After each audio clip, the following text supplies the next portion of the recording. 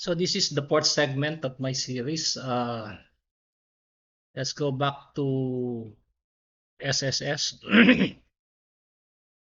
What is the sickness benefit under the SSS? It means 90% of the salary is paid to the employee for a period not longer than 120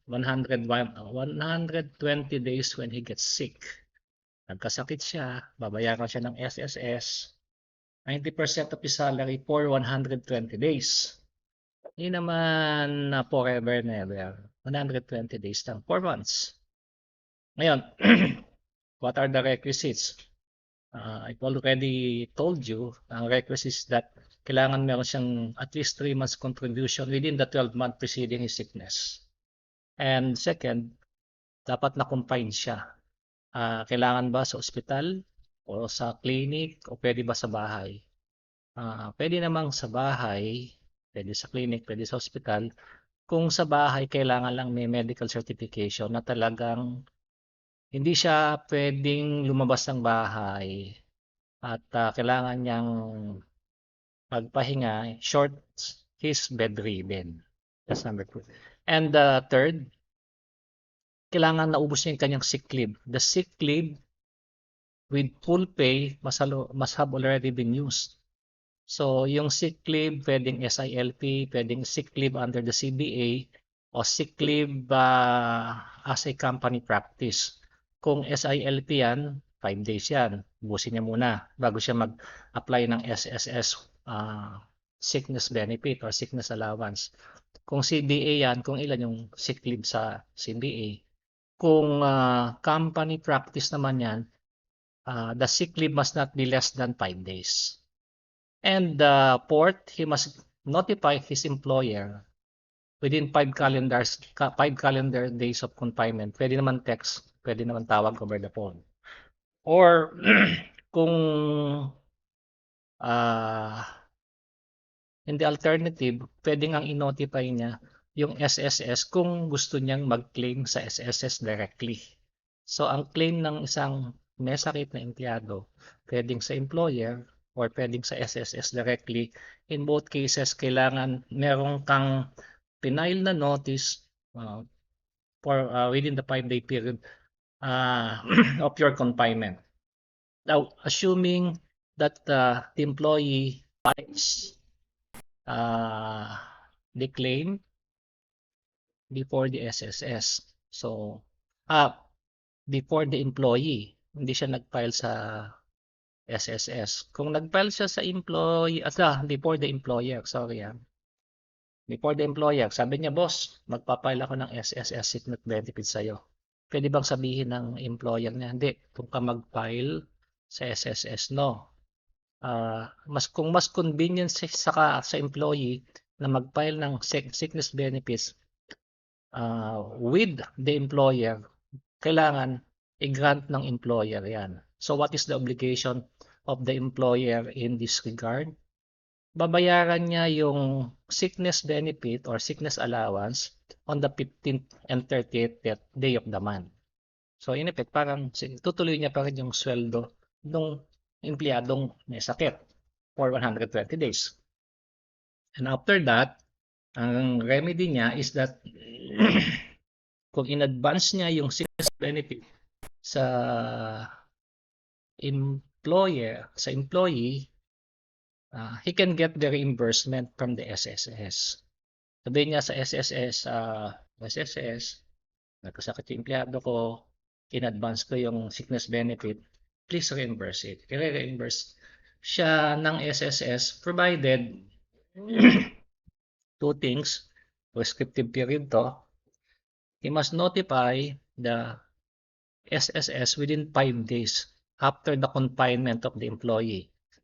5 days, yung empleyado, up and about, already in the pink of health, fit to work na.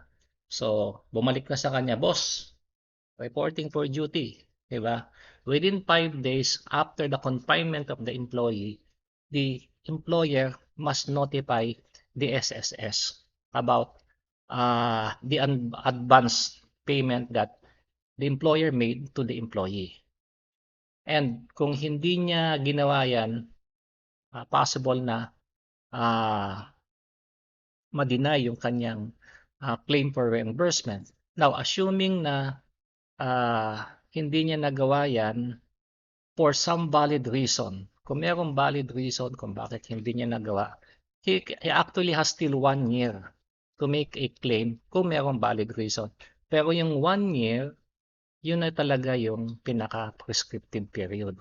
So, may dalawang prescriptive period dito. Yung 5 days after the employee is already up and about, kailangan inform ni employer si SSS na meron akong in advance na sickness benefit, and kung there's valid reason hindi niya nagawa yun, he only has until 1 year to make the claim before the SSS. With valid reason, regardless of how compelling the reason, it will not excuse the employer from the 1 year prescriptive period. Okay. Now, assuming that the employee is not knowledgeable about this SSS sickness benefits and hindi siya nakapag-claim sa employer niya, hindi rin siya nakapag-claim sa SSS. Meron bang prescriptive period na kung halimbawang nalaman niya, uy, meron palang ganong SSS benefits, meron bang prescriptive period yon? Yes, ang prescriptive period yan medyo matagal. Hindi katulad sa employer, ang prescriptive period is 1 year. Ang prescriptive period ng employer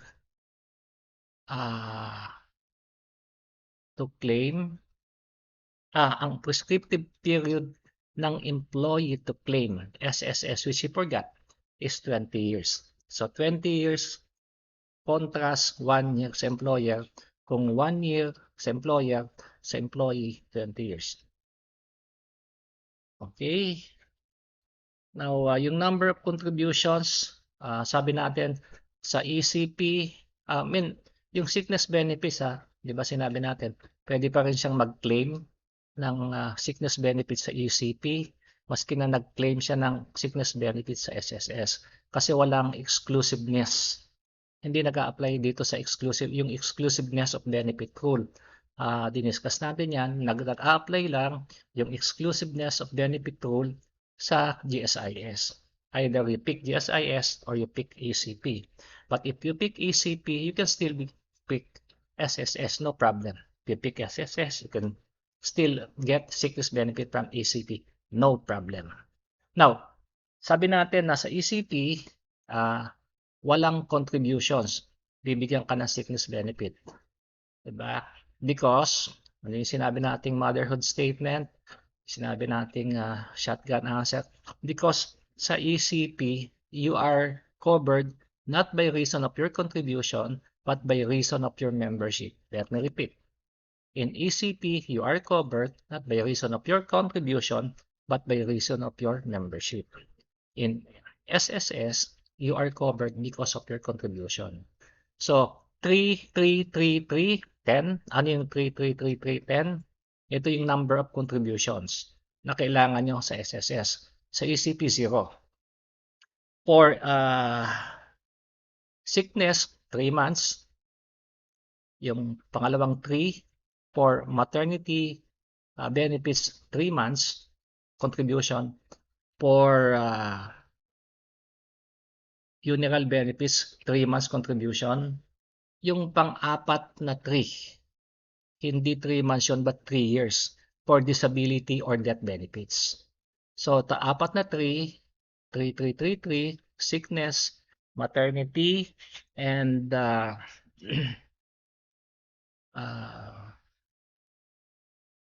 maternity, sickness, and funeral, 3 months. For disability or death benefits, 3 years.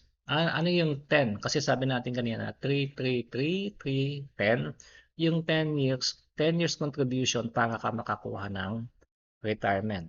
Okay?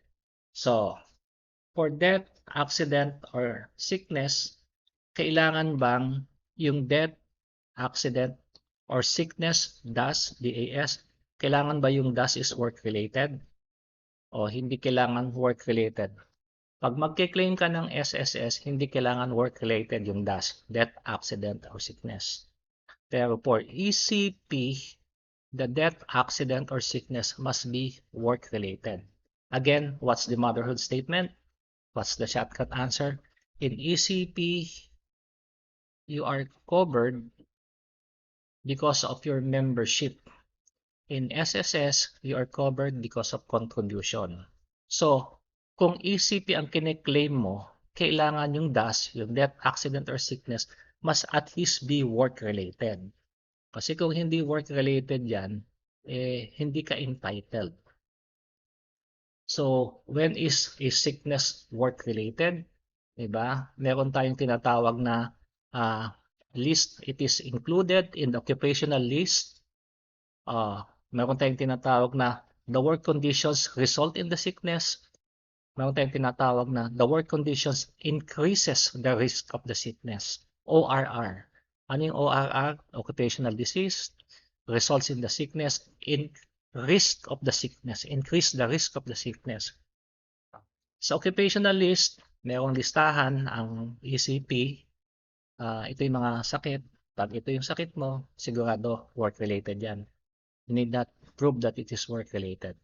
Pero kung wala doon sa listahan, kailangan i-prove mo na yung work conditions mo is the reason why you got sick. Or yung work conditions mo is the reason why lumala yung sakit mo. Is there a difference between work conditions result in the sickness and the work condition increases the risk of the sickness? Yun na nga yun. Sa work conditions result in the sickness, wala kang sakit, but because of the work conditions, nagkasakit ka. Sa work conditions, which increases the risk of the sickness, meron ka ng sakit. Pero nakapagtrabaho ka pa naman. But because of the work conditions, hindi ka na makapagtrabaho. ORR. Ngayon, for seaman, halos parehas yung rule. And dahil nga halos parehas, although may pagkakaiba, didiscuss ko na sa inyo ngayon kung ano naman yung rule sa seaman. Sa seaman, yung kanyang sakit is compensable, ganun din, if listed in the occupational disease list. Meron rin sa kanilang occupational disease list. So, ganun din. Pag nasa listahan, no problem. Usually, yung compensable yung illness during the term of the contract. Pag tapos na yung kontrata, hindi na compensable yung illness. Halimbawa, nakababa ka na ng barko o hindi ka pa either hindi pa nag-i-start yung contract or natapos na yung contract, doon ka nagkasakit, hindi compensable yung illness mo. Di-discuss natin to later kung kailan nagsisimula yung contract ng seaman at kung kailan nagtatapos. But kung illness occurred outside of the contract period, hindi compensable. Ngayon, kung within the contract period, compensable yan kung kasama dun sa list ng occupational disease list. Ngayon, sino yung may listahan na yan? Ang may listahan niya yung DMW, yung Department of Migrant Worker na dating OWA, POEA, something like that. Kasi ngayon binago na nila. DMW, Department of Migrant Workers. Kung ang ECP, may listahan. Ang Department of Migrant Worker, may listahan din. Ngayon, merong konting twist about seaman na hindi present sa ordinaryong empleyado. Sa mga seaman, dinidetermine kung meron kang pre-existing sickness. Not compensable yung sickness if pre-existing, dalawa, yung sickness pre-existing, maski na nasa occupational list siya pero pre-existing, and already known to the seaman. Alam niya nang may sakit siya, pre-existing, pagkatapos nagtuloy pa rin siya sa trabaho. So dito nangyayari dito, kung halimbawang dun sa iyong PEME, ano yung PEME? Pre-employment medical examination. Bago ka sumakay ng barko, you will undergo PEME. Dun sa PEME, tatanungin ka, meron ka bang sakit? Sasagot ka, wala. Diba? Pero yung pala meron. So ano magiging problema doon? Kung alam mong meron kang sakit at sinabi mo doon sa PEME na wala kang sakit, hindi ka magiging compensable. Pero kung halimbawa doon sa PEME, meron ka na palang pre-existing na sakit pero hindi mo alam, compensable pa rin. So, ano yung mga sample ng mga illness na nasa occupational disease list? Yung deafness, bingi, cardiovascular, yung sa puso, peptic ulcer, hernia, pneumonia, viral hepatitis. Actually, itong mga disease na talagang naaano to nag-exist lang to o lumalabas lang to under certain work conditions. Nabingi ka din, trabaho masyado malakas yung sounds doon. Nagkaroon ka ng sakit sa puso, nagkaroon ka ng ulcer, nagkaroon ka ng hernia, sa lalaki yan eh. Diba? Nagkaroon ka ng pneumonia, nagkaroon ng viral hepatitis, nagkaroon ka ng TB, nagkaroon ka ng hypertension. These are the examples of diseases in the occupational disease list. Ngayon, ang hindi listed yung appendicitis, diabetes, yung cancer, di ba? Yung appendicitis, diabetes, saka yung cancer, ipo-prove mo ngayon na kayo ka nagka-appendicitis, kaya karoon ka ng nag-diabetes, kaya karoon ka ng cancer is because of the work condition. Kaya karoon ka ng nagkaroon ng cancer.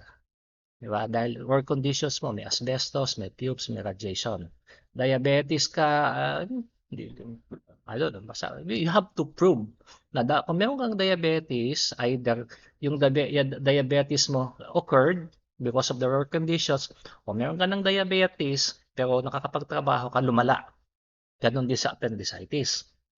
Ngayon, who has the burden of proof to prove that the illness is not work-related?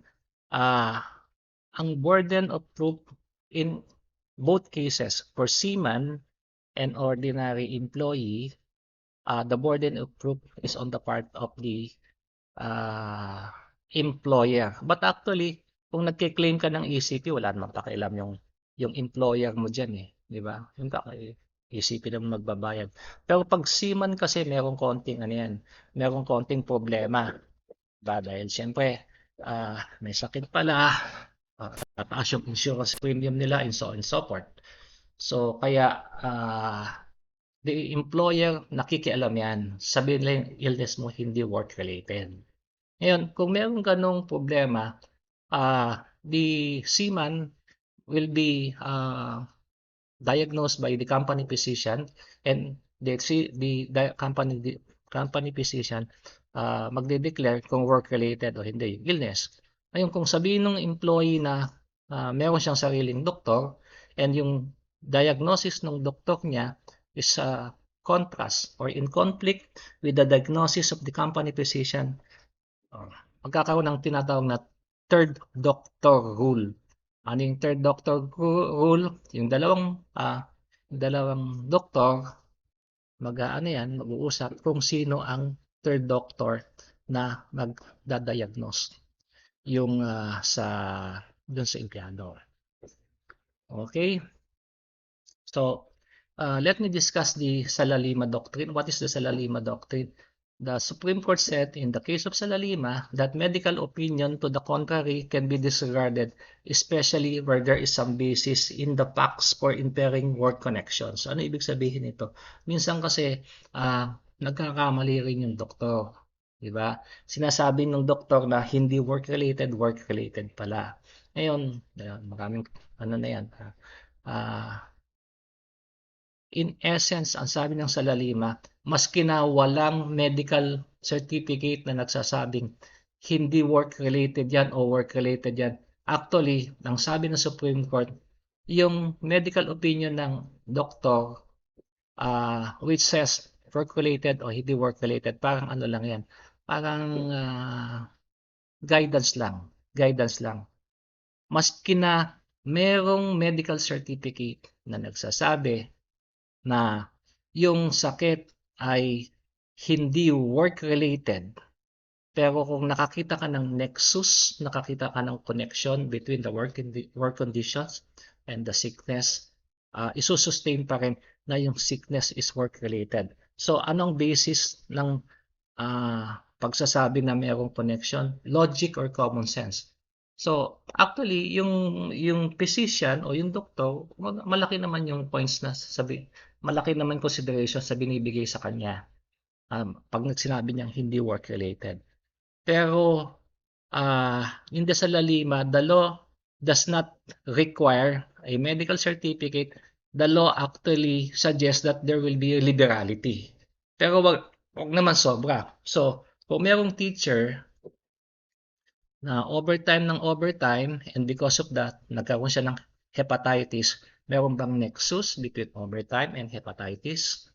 'Di ba? Yung hepatitis, virus yan eh. Sa actually, nung bata pa kami sinabi, kain kayo ng kain ng isaw. Para kayong yung sa Eraserhead, kain kayo ng kain ng isaw, di ba? Ilang isaw pa ba ang kakainin? So, kaya nagkakaroon ka ng ah, hepatitis is because of virus, hindi dahil sa overtime. So, kung walang direct causal relation between overtime and hepatitis, hindi pwedeng ano, di ba? Hindi pwedeng sabihin work related. But kailangan merong yung pag-overtime mo, nagkaroon ka ng high blood. Pero sabi naman ng doktor, hindi work related yung high blood mo sa overtime. Merong nexus yun. Use your common sense. Kaya ka nagka-high blood dahil overtime ka ng overtime. Hindi ka natutulog. Kahit sinong tanongin mo, pag kulang ka sa tulog, tataas talaga yung high blood pressure. Okay, meron bang grounds to deny compensability under the ECP? Merong grounds yung willful intention to win, willful intention to injure or kill oneself, o meron ka suicidal tendency, yung intoxication, lasinggero ka, and notorious negligence, nagpapabaya ka. Kung halimbawang nagke-claim ka ng ECP, di ba? Dahil sa sakit, diba? Pero yung sakit mo ay because of sobra mong pag-inom ng alak, 'di ba? Because of notorious negligence. Ano yung notorious negligence? Sinabi na nga mag-mask ka, sinabi na nga magpabakuna ka, binigyan ka na ng bakuna, binigyan ka ng mask, hindi mo pa rin ginagamit, 'di ba? So, pwedeng i-deny ng ECP because you are notoriously negligent. Pwedeng i-deny ng ECP because you are intoxicated, 'di ba? Lasinggero ka eh. Diba, palagi ka naglulugaw. You are, i-deny ng ECP yung claim mo because of meron ka suicidal tendency. Diba? Pero sa akin, meron akong alternative answer dyan. Even if these grounds are present, pwede nyong i-discuss yung sinabi natin kanina, di ba? The interpretations of the law must be in favor of the laborer, granted principle, compassionate justice, di ba ibigay nyo? Alternative answer yon. I'm sure na kung hindi nyo alam tong win, what is win? Again, willful intention to injure or kill oneself, intoxication, notorious negligence. Hindi mo alam yan, ginrant mo pa rin. Pero syempre, hindi mo naman pwede sabing granted.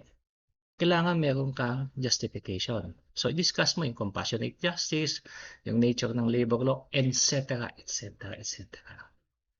Okay, docs? So, what about death or injury?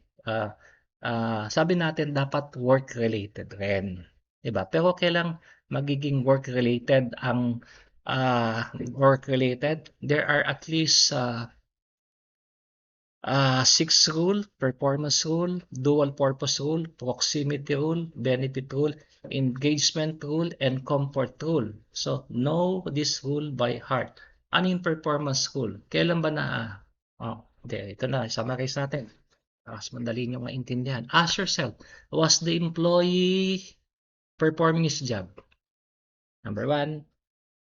2, what is the purpose of the actions, of the activity of the employee? Was it to perform his job or not? Number 3, where did the accident or the injury occur? Yung place, yung venue. Was it in the workplace or outside of the workplace? Going to work or coming home? So, ito yung PPP. Yung performance rule, PPP, yung purpose rule, and proximity rule. Ngayon, yung tatlong rule pa, yung benefit rule, engagement rule, and comfort rule, you ask, was the activity at the time of the death or the injury was was the activity of the employee being done for the benefit of the employer? You ask yourself that. Was he engaged on a special errand? And during the death or accident, uh, what was he doing? Diba? Was it to stop to eat or drink? So you ask yourself that. Kasi doon masasabi natin kung work-related yung death or injury. So I'm about to consume my 30 minutes. So ano tayo ulit? Break muna tayo ulit. Okay, see you in the next segment.